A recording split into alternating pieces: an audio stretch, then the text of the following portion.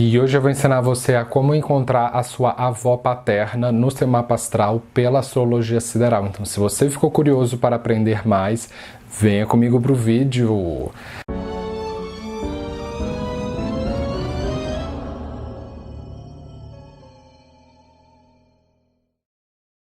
O seu mapa é como um bolo dividido em 12 fatias e cada fatia representa uma área específica, um parente. Então, a 12ª fatia representa a casa 12, que representa a avó paterna. Então, toda casa tem um signo que ocupa aquela casa. Então, você tem que descobrir qual é o signo que ocupa a casa 12. Para isso, você precisa saber, primeiramente, qual é o seu signo ou constelação ascendente pela astrologia védica, porque o ascendente ele dá a tabulação do seu mapa. E este aula é para os mapas calculados pela astrologia sideral. Em 95% dos casos, o seu ascendente calculado pela astrologia tropical, em 95% dos casos, ele vai ser diferente quando calculado pela astrologia sideral. Então, isso é um alerta de que não tente usar a metodologia que eu estou dando aqui para vocês no seu mapa tropical, porque você vai ser razoavelmente impreciso. Na verdade, eu duvido que até o final do vídeo você consiga aplicar os conteúdos, se não for pelo mapa sideral. Então, caso você ainda não tenha visto o seu mapa pela astrologia sideral, eu vou deixar um link aqui na descrição do vídeo que ele vai te direcionar para o meu tutorial, em que lá eu vou ensinar o passo a passo de como você calcular o seu mapa. Então, aqui no exemplo, nós temos o mapa do norte da Índia, que é lido em sentido anti-horário.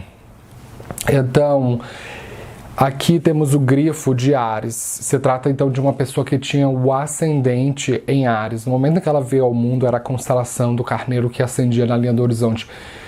Então, ela tem atitudes de Áries, uma pessoa sincera, franca, destemida, impulsiva. E Áries é regido por Marte. Então, pelo simples fato de a pessoa ter o ascendente em Áries, significa que ela vai ser representada por Marte. Nenhum outro planeta vai representá-la, senão o próprio Marte. E a casa 4 representa a sua mãe. A casa 9 representa seu pai. O que pode se chocar um pouco com algum conhecimento que você já tem da astrologia ocidental, porque pela astrologia ocidental você já deve ter ouvido dizer que a casa 10 que representa o pai. Na astrologia védica, não. É de fato a casa 9 que representa o pai.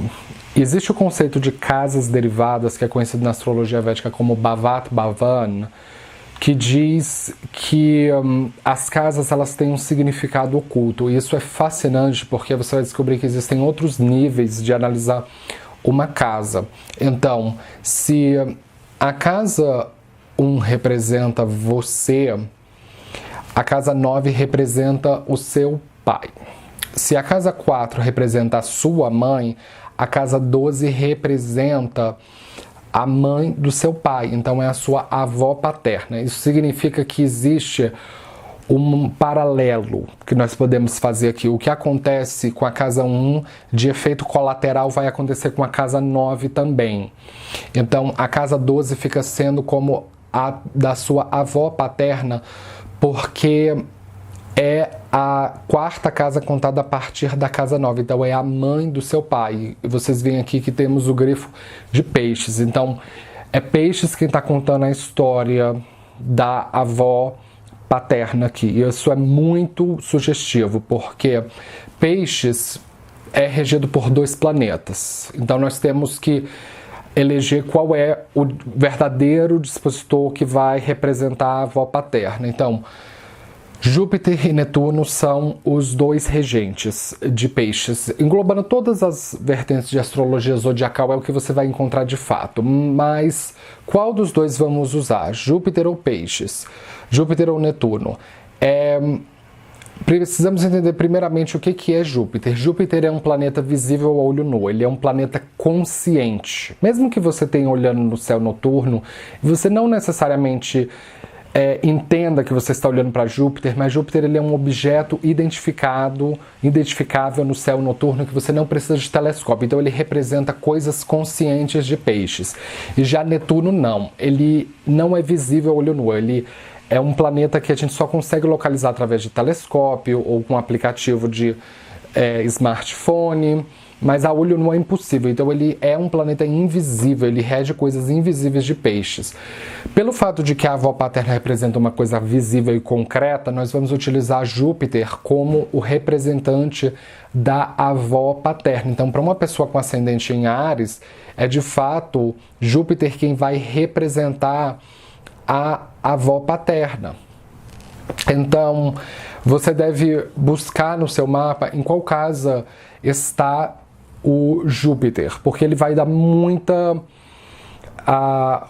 boa indicação inicial de como é a história da avó paterna. Então, se você tem Júpiter na casa 7, pode indicar que a sua avó sempre foi muito ligada em manter o casamento, manter relacionamento, com uma boa convivência com as outras pessoas. Pode ser uma pessoa que sempre esteve rodeada de muitas pessoas, porque a casa 7 representa isso. Se você tem Júpiter na casa 10, indica que a avó tem um estilo de ser casa 10. Então pode ser que ela tenha trabalhado para o governo. Pode ser que ela é muito interessada em política. Pode ser que ela seja uma pessoa muito pública, muito visível, que gosta de estar mais fora de casa, na rua, do que dentro de casa. Agora, é o signo quem vai dar um significado mais profundo. Então você deve olhar qual é o signo que Júpiter que ele vai dar umas características mais afuniladas na avó paterna. Então se você tem Júpiter em Sagitário, isso significa que a sua avó vai ter um estilo sagitariano de ser. Pode ser uma pessoa sincera, uma pessoa que não pode de forma alguma falar alguma mentira, nem uma mentira branda. Então, às vezes, pode ser que ela seja extremamente sincera. Uma pessoa desapegada de bens materiais, uma pessoa que tem uma estrutura filosófica bastante complexa, né? Porque Sagitário é um signo menos materialista e mais filosófico. Agora, o Nakshatra, onde vai o regente da casa 12, vai dar a descrição cirúrgica do comportamento da avó. Existem 3 nakshatras em Sagitário. Vamos supor que você tenha o regente da casa 12 em Mula Nakshatra. Uau! Então isso significa que a avó paterna vai ter um comportamento estilo Mula Nakshatra.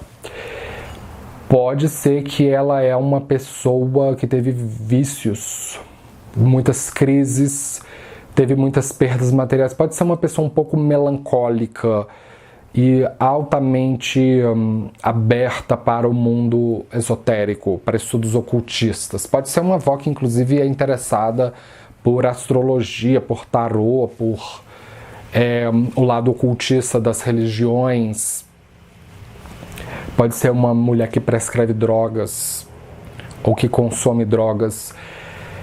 E lembre-se que drogas podem ser de todos os tipos, desde uma Coca-Cola até anfetaminas. Agora, é a divindade de Mula quem vai dar um significado específico para o Nakshatra. Se você tem algum conhecimento de astrologia, você já deve ter ouvido falar que é o nó do sul da lua que rege Mula Nakshatra. Ou Ketu, no caso. Mas não é bem isso, não. Na verdade, Mahadashas Ketu rege Mahadasha de Mula. Então, assim, ele serve mais para uma pessoa que tem lua natal em Mula, vai iniciar o Mahadasha dela de Ketu. Mas a divindade específica de Mula Nakshatra é Lilith. É a deusa Lilith, que é a mulher selvagem. É um símbolo feminista e é uma divindade muito associada com escândalos, com aborto. Então a avó pode ter tido vários escândalos na vida, inclusive abortos, ter se associado com pessoas de índole duvidosa. Na astrologia védica, você sabia que Lilith é conhecida como Nirti, ou Kali, ou Durga, são vários nomes diferentes para denominar a mesma entidade, e de fato é Nirti, a deusa de Mula Nakshatra. Então você deve descobrir exatamente qual é o enredo em torno da divindade de Mula, que ela vai dar uma descrição bem específica de como vai ser a vida da avó paterna. Na verdade, pelo simples fato de você ter o regente da casa 12 em Mula, significa que a avó paterna ela vai manifestar na sua vida todos os temas de Nirti na sua vida. E você pode inclusive olhar quais são os aspectos que o Júpiter faz com os planetas. Então, se o seu Júpiter fizer uma conjunção com o Ketu, por exemplo, isso é uma assinatura que se chama Guru Chandala Yoga, porque Rahu vai estar em oposição ao Júpiter. Então pode ser uma avó que muitas vezes desafia a religião, uma pessoa muito inteligente, com um olhar muito interessante, hipnótica, mas que pode às vezes precisar de ajuda, pode ter dificuldade de se integrar na sociedade com essa conjunção Júpiter e Ketu. Você deve olhar os trânsitos de planetas tanto em cima de Júpiter quanto dentro da casa 12, porque eles vão ditar exatamente o que vai acontecer com a sua avó. Então, se você tiver, por exemplo, um retorno de Júpiter, pode significar que a avó paterna, se ainda for viva, que ela vai ter uma grande descoberta, pode começar novos estudos, novos conhecimentos. Se você tiver o Rahu transitando em cima de Júpiter ou dentro da casa 12, pode indicar que a avó fica mais extravagante, fica mais ambiciosa. Você deve olhar o Mahadasha, a sequência de Mahadasha, porque para o ascendente em Áries, necessariamente quando ele passar pelo Mahadasha ou Antardasha de Júpiter, ele vai ter ativado os temas da casa 12. Então é quando vão haver mudanças muito drásticas na convivência com a avó paterna. E por último, mas não menos importante, você deve olhar como está o estado da casa 12 no seu Navansha, porque o Navansha representa o desdobramento da nossa história, que é contado inicialmente no mapa astral. O mapa Navansha, o D9, ele representa o desdobramento do karma. É o que você vai ter como avó paterna, assim, é o que de fato vai acontecer com ela. Então, o mesmo esquema, você olha qual é o signo que está dentro da casa 12, que pode ser um outro signo. Você olha qual é o planeta que rege esse signo, para qual nakshatra ele vai, qual é a divindade associada àquele nakshatra, que vai contar a conclusão da história entre você e a sua avó paterna, tá certo? Então, eu espero que você tenha aprendido algo novo hoje. Se você é novo aqui, não esqueça de se inscrever. Se você curtiu o vídeo, não esqueça de dar um joinha embaixo da tela, que ajuda a subir o vídeo.